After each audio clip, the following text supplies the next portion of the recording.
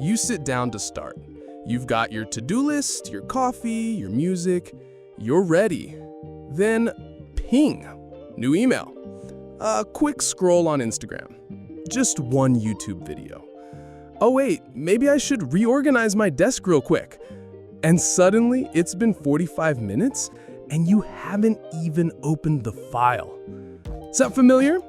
You're not alone. We're not just fighting procrastination anymore. We're fighting a world designed to distract us. But there's a way to win, and it doesn't involve throwing your phone in the ocean. In today's episode, we're tackling distraction, one of the biggest modern roadblocks to focus, creativity, and getting anything meaningful done.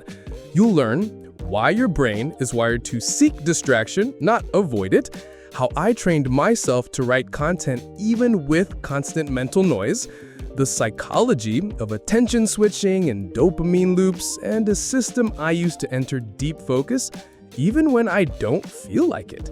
If your to-do list is full but your mind keeps drifting, this one's for you. There was a time I couldn't write a single sentence without checking my phone. Like every 5 minutes, I'd open my laptop to write a script. Then I'd remember a random task I forgot. Then I'd think, let me just answer that message. Then I'd fall into a TikTok spiral and forget what I even sat down for. By the end of the day, I was exhausted and had nothing to show for it. I blamed myself. Maybe I'm just not focused enough. Maybe I'm not cut out for this. But over time, I realized it wasn't a character flaw.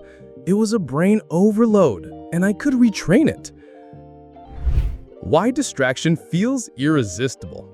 Let's get into the neuroscience. Your brain is constantly scanning for novelty, something new, surprising, or potentially important.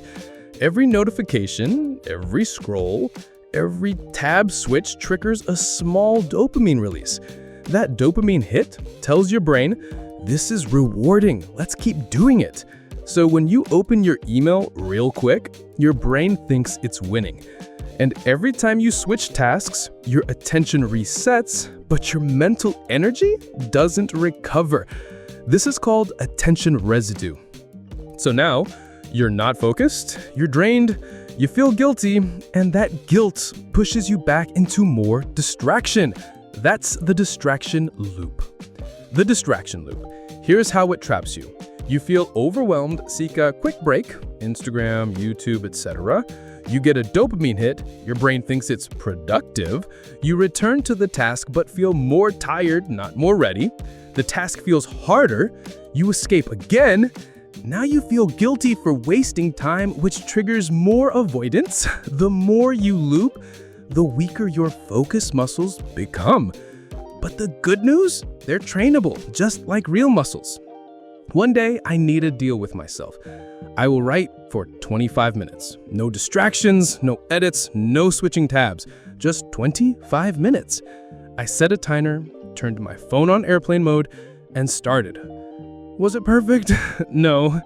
Did I get distracted in my own head? A little. But I finished a section. And for the first time in weeks, I felt powerful.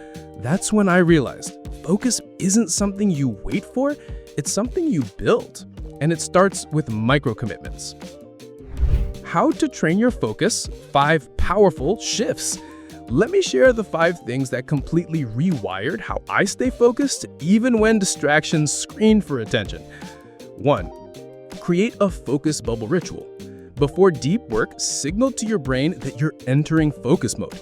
Mine looks like this. Set a timer for 30 to 45 minutes, turn my phone on all the way off, put on a specific playlist, open just one tab, take a few slow breaths, and now my brain knows when this ritual starts, distractions end. Create your own bubble. Make it sacred. 2. Catch the craving, don't obey it. When you get the urge to check your phone, pause. Don't act, just observe. Say to yourself, that's a dopamine itch. It'll pass. The craving only lasts about 90 seconds if you don't feed it. Ride the wave. 3. Batch distraction time intentionally. Instead of trying to eliminate distractions forever, which is unrealistic, give them a designated space. I have what I call a scroll window, 15 minutes in the evening. I go all in, no guilt, no limits. Then I'm done. This helps retrain your brain to see distraction as scheduled, not spontaneous. 4. Use a priority anchor. Every morning, I write one anchor task, the one thing that if I complete that, the day will feel successful. Even if I get distracted elsewhere, I return to that one anchor. It simplifies the chaos. It gives your focus a direction. 5. Gamify the boring moments. Focus doesn't mean perfection. It means engagement. I'll set challenges for myself. Let's write this paragraph in 8 minutes. Let's see how long I can stay off my phone. Let's get to 500 words before the next coffee. Your brain loves games. Use that to your advantage. I used to believe I had a distracted personality, that I just couldn't focus like other people, that I wasn't built for deep work. Now I know my focus wasn't broken, it was untamed. I don't have perfect focus now, but I don't need to.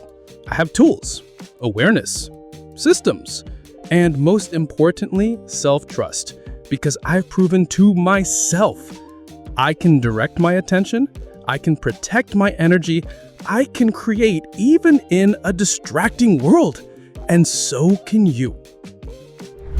What's your biggest source of distraction right now?